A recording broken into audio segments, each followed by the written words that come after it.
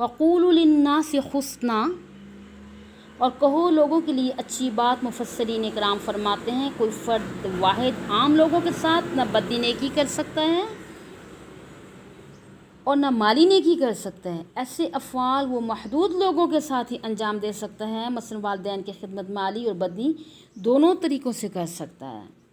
اسی طرح قرابت داروں اور دوستوں کی مالی اعانت کر سکتا ہے، مگر یہ دونوں چیزیں عوام الناس کے لیے انجام دینا ممکن نہیں ہوتا۔ بہرحال اجتماعی نیکی حاصل کرنے کے لیے قولوا للناس حسنا کا حکم دیا ہے۔ اگر تم بدنی اور مالی خدمت نہیں کر سکتے تو عام لوگوں کو اچھی بات ہی کہہ دو، یہ بھی صدقہ ہے نا۔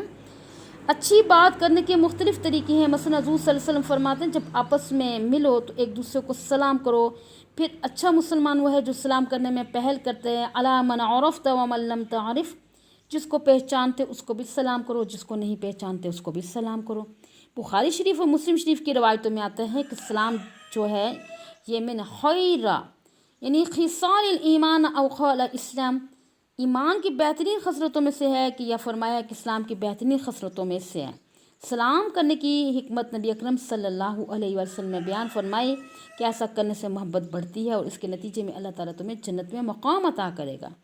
جب کوئی سلام کرے تو اس کو اچھے طریقے سے جواب دو۔ قرآن پاک میں موجود ہے کہ ردوہا، سلام کا جواب ویسے ہی لوٹا دو یا اس سے بہتر لوٹاؤ۔ فرمایا اگر ایک شخص تمہیں السلام علیکم کہتا ہے تو تم اسے بہتر لوٹاؤ، کہو وعلیکم السلام ورحمۃ اللہ وبرکاتہ۔ صرف السلام علیکم کہنے والے کو 10 نیکیاں ملے گی اور وعلیکم السلام ورحمۃ اللہ وبرکاتہ کہنے والے کو 30 نیکیاں حاصل ہوں گی۔ کسی کی نیکی کی طرف رہنمائی کرنا، برائی سے روکنا، یہ بھی حسن کلام میں داخل ہے۔ جب دو مسلمان آپس میں ملیں نرمی کے ساتھ نیکی کی دعوت دیں اور آپس میں دوستی کا اظہار کریں اور ایک دوسرے کی خیر و عافیت دریافت کریں۔ جب ایک مسلمان دوسرے کو پکارے تو اچھے لفظ سے پکارے۔ قرآن پاک میں موجود ہے نا وَلَا تَنَابَزُوا بِالْأَلْقَابِ، اور ایک دوسرے کو برے القاب سے مت پکارو۔ یہ سب باتیں قولوا للناس حسنا میں داخل ہیں۔ اب اسی طرح فرمایا ہے کہ کسی غیر حاضر بھائی کا ذکر کرو تو اچھے طریقے سے کرو، اس کو برائی کے ساتھ یاد نہ کرو۔ اگر کوئی مسلمان تم سے مشورہ طلب کرے تو اس کو صحیح مشورہ دو۔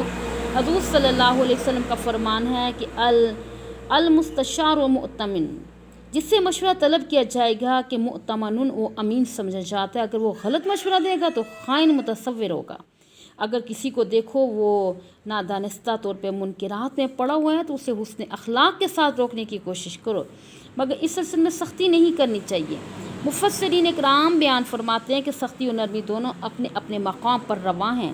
تبلیغ تعلیم کرتے وقت ہمیشہ نرم رویہ اختیار کرنا چاہیے۔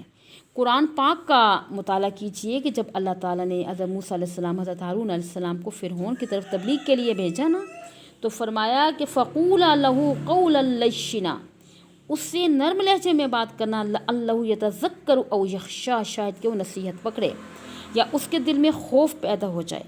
تو خود حضور صلی اللہ علیہ وسلم کے متعلق قرآن پاک نے بیان کیا نا کہ فَبِمَا رَحْمَةٍ مِّنَ اللَّهِ لِنتَ لَهُمْ، اللہ تعالیٰ کے فضل و کرم سے آپ نرم مزاج ہیں۔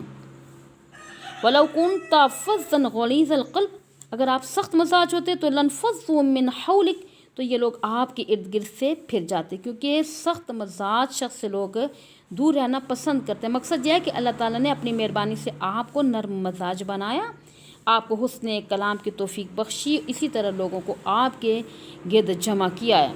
جب کسی کے ساتھ بحث اور تمحیص کی نوبت آ جائے تو فرمایا کہ ادفع باللتی ہی احسن، اچھے طریقے سے دفاع کرو۔ مناظرے کے وقت بھی اخلاق کا دامن نہ چھوڑو، اخلاق سے گری ہوئی بات نہیں کرنی چاہیے، نہ گالی گلوچ تک نوبت ہونی چاہیے، بلکہ نہایت احسن طریقے سے گفتگو ہونی چاہیے۔ حضور صلی اللہ علیہ وسلم کا ارشاد گرامی ہے ما دخل الرفق فی الشیء الا زانہ، یعنی کہ جس چیز میں نرمی آ جائے گی اسے زینت بخشے گی، اور جس چیز میں سختی آئے گی اسے عیبدار کر دے گی۔ ما دخل الخرق فی الشیء الا شانہ، فرمایا ہر جگہ نرمی ہی سے کام چلے گا، اور بلکہ بعض مقامات پہ سختی کرنے کی بھی ضرورت ہے۔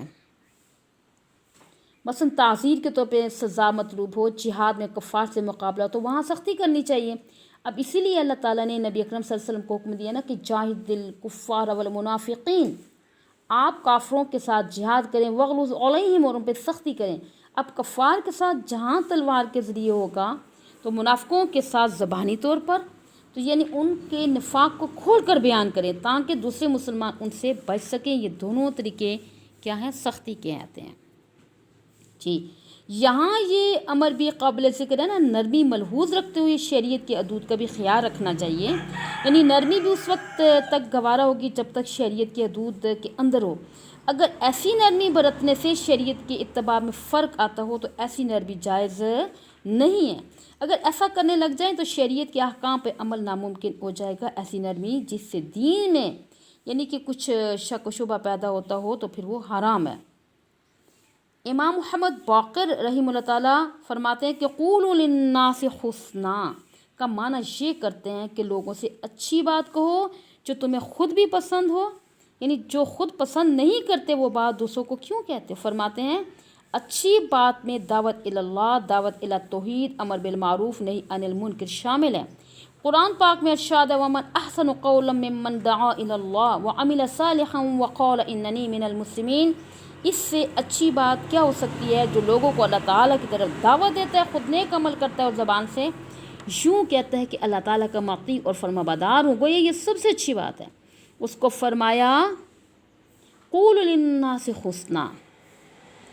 جب نبی اکرم صلی اللہ علیہ وآلہ وسلم نے جنگ خیبر میں جھنڈا حضرت علی رضی اللہ تعالیٰ کے ہاتھ میں دے دیا نا تو فرمایا فواللہ لأن یہدی اللہ بکا رجلا واحدا خیر لک من ان یکون لک حمر النعم، یعنی اے علی اگر تمہاری وجہ سے ایک آدمی کو بھی ہدایت نصیب ہو جائے تو یہ بات تمہارے لیے عمدہ قسم کے اونٹوں سے بہتر ہے۔ مقصد یہ ہے کہ لڑائی اصل مقصود نہیں ہے بلکہ اس کے ذریعے اسلام کے راستے میں درپیش رکاوٹوں کو دور کرنا، یعنی وَقَاتِلُوهُمْ حَتَّى لَا تَكُونَ فِتْنَةٌ، کفار سے اس وقت تک جنگ کرو جب تک تمام فتنے ختم نہ ہو جائیں۔ گویا لوگوں کو ایمان کی دعوت دینا بھی قولوا للناس حسنا میں داخل ہے۔ بنی اسرائیل کے عہد کا اگلا حصہ یہ تھا کہ وَأَقِيمُوا الصَّلَاةَ وَآتُوا الزَّكَاةَ، یعنی نماز قائم کرو اور زکوٰۃ ادا کرو۔ نماز بدنی عبادت ہے۔ شاہ ولی اللہ رحمہ اللہ تعالیٰ فرماتے ہیں کہ نماز جو ہے ام العبادات المقربہ، یعنی جو عبادات انسان کو اللہ تعالیٰ سے قریب تر کرنے والی ہے ان کی بنیاد اور جڑ نماز ہے۔ اب نماز کے ذریعے تعلق باللہ استوار ہوتا ہے، انسان دن میں 5 مرتبہ یعنی کہ اپنا تعلق اللہ تعالیٰ سے قائم کرتا ہے۔ اسی لیے فرمایا ہے کہ نماز کو قائم کرو، اس میں کوتاہی نہیں آنی چاہیے۔ مالی عبادتوں میں کیا ہے؟ زکوٰۃ ہے، مرکزی حیثیت حاصل ہے اس کو بھی۔ اب اس میں پاکیزگی طہارت کا مفہوم پایا جاتا ہے۔ زکوٰۃ بخل کو دور کر کے غرباء مساکین سے ہمدردی کا جذبہ پیدا کرتی ہے جو کہ تہذیباً اخلاق کا ہی ایک اعلیٰ نمونہ ہے۔ انفاق فی سبیل اللہ کی اہمیت قرآن پاک کی اس آیت سے واضح ہوتی ہے کہ لن تنالوا البر حتی تنفقوا مما تحبون، یعنی تم اس وقت تک نیکی کو نہیں پہنچ سکتے جب تک اپنی محبوب چیز خرچ نہ کرو، اور یہ مقصد زکوٰۃ سے بھی حاصل ہوتا ہے بشرطے کہ مال کمانے اور اس کے خرچ کرنے میں حلال حرام کی تمیز روا رکھی جائے۔ اگر یہ تمیز اٹھ جائے تو روحانیت کیسے آئے گی؟ ہمارے ملک میں سارا معاشی نظام سرمایہ دارانہ ہے، یعنی جس میں سود کو مرکزی حیثیت حاصل ہے، اور سود کی موجودگی میں تقویٰ یعنی کہ کیسے حاصل ہوگا اور پاکیزگی کیسے حاصل ہوگی؟ اب دوسری طرف کفر الحاد ہے جس کی بنیاد انکار خدا پر ہے۔ ہر دو نظام ہائے معاش کا مقصد حصول دولت، عیاشی اور فحاشی ہے۔ سب کی سوچ دنیا تک محدود ہے۔ صنعت اور حرفت، سائنس اور ٹیکنالوجی غرض کے مادی ترقی منتہائی مقصود ہے، لہٰذا انہیں انسانیت کی ترقی کا کوئی علم نہیں ہے کہ وہ کیسے حاصل کی جا سکتی ہے، جس پر آخرت اور دائمی زندگی کا دار و مدار ہے۔ بہرحال یہاں پر نماز زکوٰۃ دونوں عبادات کا ذکر ہے، یعنی کہ ایک جسمانی عبادت ہے دوسری مالی عبادت ہے۔ اب قرآن پاک میں ان دونوں کو اکٹھا ذکر یعنی کہ کتنی مرتبہ آ گیا ہے؟ بنی اسرائیل کو بھی تاکید کی گئی ہے کہ ہر حالت میں نماز پڑھو، اگر مال نصاب تک پہنچ جائے تو اس کی زکوٰۃ بھی ادا کرو۔ اب نماز کس قدر تاکید ہے کہ کسی حالت میں بھی معاف نہیں ہے۔ فَإِنْ خِفْتُمْ فَرِجَالًا أَوْ رُكْبَانًا، اگر تم کسی قسم کا خوف ہو تو وہ بھی نماز معاف نہیں ہے۔ تم پیدل ہو، سواری پر ہو تو بہرحال نماز پڑھنی پڑے گی۔ سورۃ المائدہ میں بنی اسرائیل سے یہی فرمایا کہ لَإِنْ أَقِمْتُمُ الصَّلَاةَ وَآتَيْتُمُ الزَّكَاةَ وَآمَنْتُمْ بِرُسُلِي وَعَزَّرْتُمُوهُمْ یعنی اگر تم نماز قائم کرتے رہو گے، زکوٰۃ ادا کرتے رہو گے، میرے رسولوں پر ایمان لاؤ گے، ان کی مدد کرو گے، تو میری مہربانیاں تمہارے شامل حال رہیں گی۔ مگر بنی اسرائیل نے اس کی کچھ پرواہ نہیں کی، اللہ تعالیٰ کے احکام کی پابندی نہیں کی۔ پھر کیا ہوا؟ ثم تولیتم، پھر اے بنی اسرائیل تم پھر گئے تھے۔ تو فرمایا کہ الا قلیلا منکم، مگر تم میں سے بہت تھوڑے ایسے تھے جو اس عہد پر قائم رہے، وانتم معرضون، اور تم اعراض کرنے والے تھے۔ یعنی کہ تم نے اس وقت بھی اللہ تعالیٰ کے احکام سے اعراض کیا، اور آج بھی ایسا ہی ہے کہ تمہیں علم نہیں ہے کہ اس کا نتیجہ کتنا برا نکلے گا اور تمہارا اشر کتنا عبرتناک ہوگا۔